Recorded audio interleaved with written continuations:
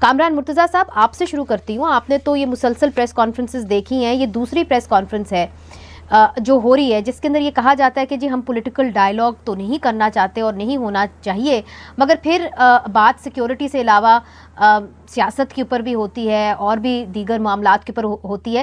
تو جو ہائیبرڈ رجیم کا ایک تصور ہے, آپ سمجھ رہے ہیں کہ اس کو اب پوری طرح سے اون کیا جا رہا ہے, صرف حکومت اون نہیں کر رہی, اس کو اب ایک ادارہ بھی اون کر رہا ہے کہ جی اب سیاست کے اندر بھی بات چیت ہوگی, باقی چیزوں کے اندر بھی بات چیت ہوگی.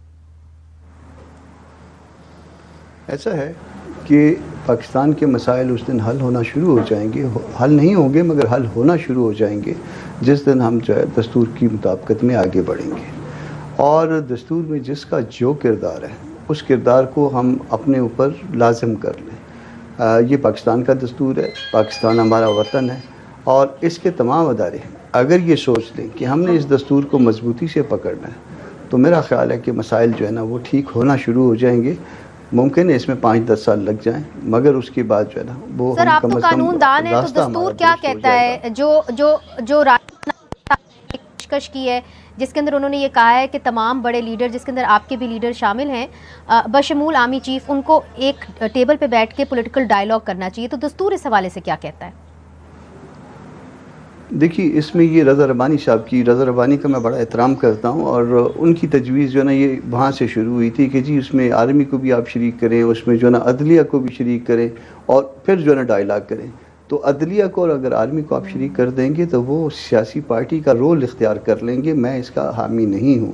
آپ میرا اور اختیار ولی کی بات ہو سکتی ہے, میری اور پی ٹی آئی کی بات ہو سکتی ہے, پی ٹی آئی کی ایم کیو ایم کی بات ہو سکتی ہے, نون کی بات ہو سکتی ہے.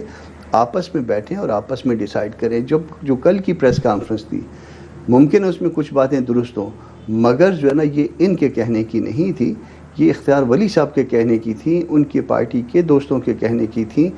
پی ٹی آئی کو اب اس کو رسپونڈ کرے گی نا تو وہ ایک ایسے محترم ادارے کی طرف جو ہے نا وہ انگلیاں اٹھنے لگ جائیں گی جی. وہ اس کی عزت جو ہے وہ اس کے ساتھ جو ہے نا وہ غیر مناسب ہو جائے گا.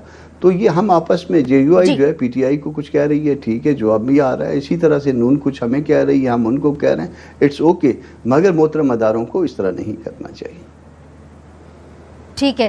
اختیار ولی صاحب, آپ نے کامران صاحب کی بات سنی, انہوں نے کہا کہ دستور میں تو ایسا نہیں ہے کہ آپ ججز کو اور آرمی کو آپ سیاسی ڈائیلاگ کے اندر گھسیٹیں, اس لیے چونکہ اس کا کوئی وجود نہیں ملتا آئین کے اندر.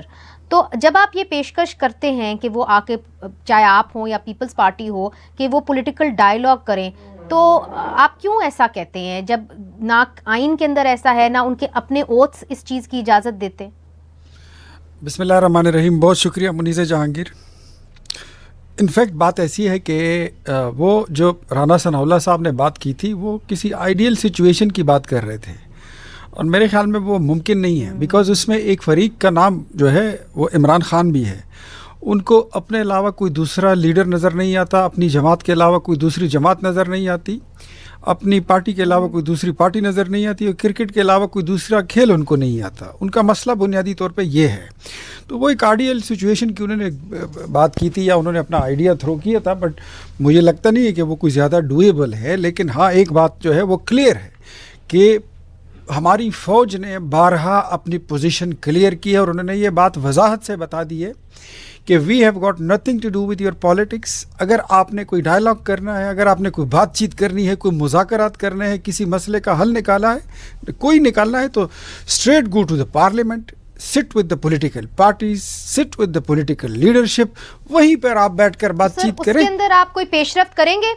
پارلیمنٹ کے اندر جو اجلاس آ رہا ہے 12 جنوری کو, جی, تو اس کے اندر آپ نے سب سے پہلے تو نامزد کرنا ہے لیڈر آف اپوزیشن کو, بلکہ آپ نے اس کو اپوائنٹ کرنا ہے. تو اس حوالے سے کوئی آپ لوگوں نے فیصلہ کیا ہے کہ محمود خان اچکزئی صاحب کو آخرکار آپ نے اپوائنٹ کرنا ہے؟ وہ فیصلہ ہم نے نہیں کرنا, وہ اسپیکر آف اسمبلی نے کرنا ہے. نیشنل اسمبلی کے جو اسپیکر ہیں وہ ان کا پروگیٹو ہے, وہ ان کا ڈومین ہے, وہ انہوں نے کرنا ہے.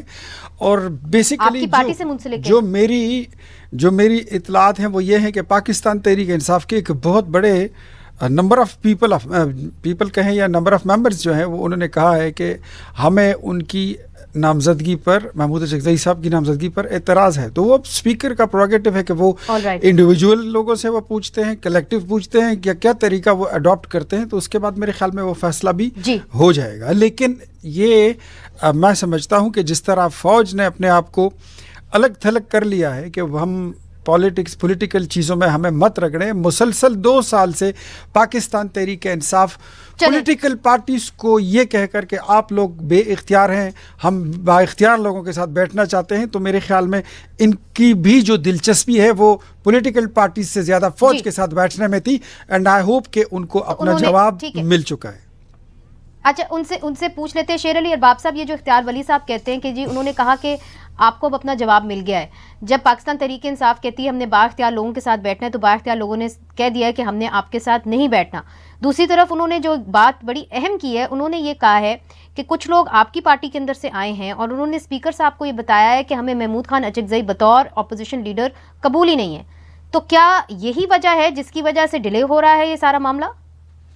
अच्छा देखिए, आपकी आधी बात तो मैंने सुनी नहीं है। शुरू से जब से प्रोग्राम शुरू है आवाज कभी कम हो जाती है, कभी ज्यादा हो जाती है। जरा इसको सवाल को रिपीट करेंगे आप? We'll fix it. Ji, we'll try and fix it please. जी, मगर उनका ये कहना है कि जी लीडर ऑफ अपोजिशन इस वक्त महमूद खान अचकज़ई साहब जो हैं, उसके खिलाफ काफ़ी लोगों को तशवीश है आपकी पार्टी के अंदर, और उन्होंने जाके ये एक्सप्रेस किया है स्पीकर को। तो पहले स्पीकर की अब ये सवाबदीद है कि ये उनसे पूछेंगे कि उनको क्या इख्तिलाफात हैं या क्या एतराज़ात हैं, उसके बाद ही नामजदगी होगी, और इसी वजह से शायद नामजदगी जो है वो डिले भी हो रही है। दूसरा, उन्होंने कहा है कि आप बाख्तियार लोगों से बात करना चाहते हैं, मगर उन्होंने कल आपको जवाब दे दिया कि वो सियासत में नहीं घुसना चाहते। DGISPR की प्रेस कॉन्फ्रेंस का हवाला दे रहे थे। जो एक पॉलिटिकल प्रेस कॉन्फ्रेंस थी DGISPR की, जिनका और मुल्क होता तो would have been come under the ambit of misconduct, लेकिन खैर हमारे यहाँ तो अभी रूटीन बन गया है। इशू ये है कि अभी तक जो एतराज था महमूद खान अचकज़ई साहब की नॉमिनेशन पे, वो था कि जी अभी तक उनका उमर अयूब साहब का केस सब जुडिस है। सो अभी तक तो ये चल रहा था। अब ये जो इख्तियार वली साहब ने कहा है कि जी कुछ मेंबरान हैं, तो वो मेंबरान जो हैं हमें तो उनका नहीं पता, अगर इनको बताया हो या किसी और को बताया हो या उसके ऊपर मुझे कोई इन्फॉर्मेशन नहीं है। जहाँ तक नॉमिनेशन की बात है, 12 तारीख को जो है किसी ने अगर एतराज़ करना होगा वो भी सामने आ जाएगा, और ऑब्वियसली उसका भी कोई तरीक़ाकार होगा, वो किसी को कहने से या किसी से बात करने से तो नहीं होगा।